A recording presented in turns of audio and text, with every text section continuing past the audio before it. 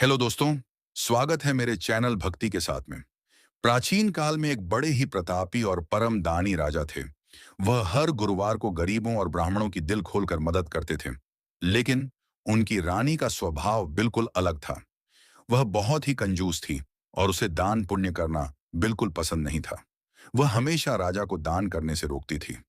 एक दिन राजा शिकार खेलने बन गए हुए थे।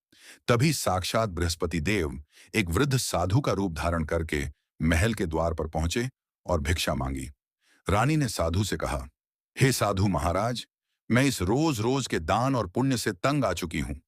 मेरा सारा समय इसी में चला जाता है।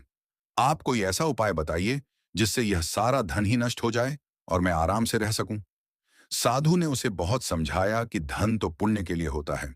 लेकिन जब रानी नहीं मानी तो साधु ने कहा, ठीक है, यदि तुम्हारी यही इच्छा है तो तुम गुरुवार के दिन घर को गोबर से लीपो, अपने बाल धो, राजा से कहो कि वह गुरुवार को हजामत बनवाएं और कपड़े भी गुरुवार को ही धों। रानी ने ठीक वैसा ही किया। देखते ही देखते केवल 3 गुरुवार में राजा का सारा वैभव और धन धान्य नष्ट हो गया।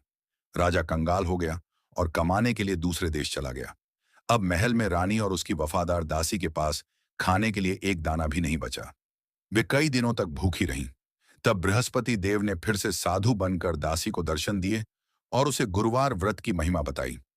उन्होंने दासी से कहा कि घर की कोठरी में देखो, वहां तुम्हें चने के दाने और गुड़ मिलेगा। उसे तुम दोनों पेट भरो और अगले गुरुवार से केले के पेड़ की पूजा करके यह व्रत उठाओ। दासी और रानी ने अगले गुरुवार को पूरे नियम के साथ व्रत रखा। उन्होंने पीले वस्त्र पहने, केले के वृक्ष की पूजा की, चने की दाल और गुड़ का भोग लगाया और कथा सुनी। उनकी सच्ची श्रद्धा देखकर भगवान बृहस्पति देव अत्यंत प्रसन्न हुए। उन्होंने परदेश में राजा को बहुत सारा धन दिलवाया और राजा वापस अपने महल लौट आया। रानी की बुद्धि भी अब सुधर चुकी थी और महल फिर से खुशियों से चहक उठा। तो दोस्तों, सच्चे मन से की गई भक्ति कभी खाली नहीं जाती और गुरुदेव की कृपा से हर बिगड़ा काम बन जाता है। उम्मीद है आपको यह कथा पसंद आई होगी।